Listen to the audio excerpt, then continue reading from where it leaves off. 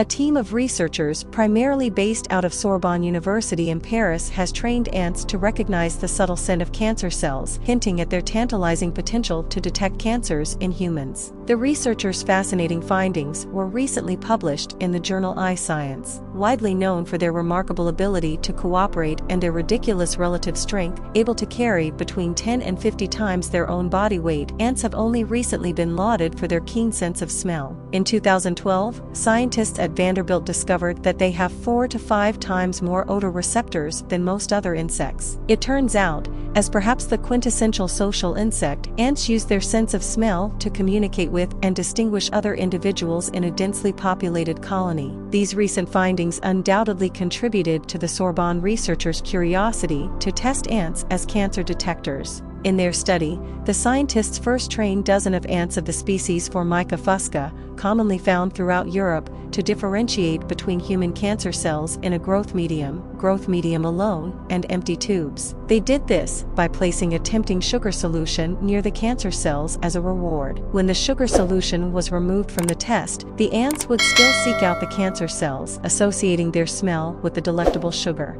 The researchers then successfully carried out a similar test with cancerous and healthy human breast cells. Afterwards, they even trained the ants to differentiate between 2 distinct cancer cell lines. The ants became highly accurate at recognizing targeted cancer cells after just 3 training trials. To showcase how exemplary the ants' performance truly was, the researchers compared it to that of dogs. Dogs are currently the most widely used and studied animals for scent detection. Ants are equivalent to dogs in terms of detection abilities, they wrote. In some respects, ants surpass dogs because they need an extremely shorter training time, 30 minutes compared to 6 to 12 months for a dog, and a reduced cost of training and maintenance.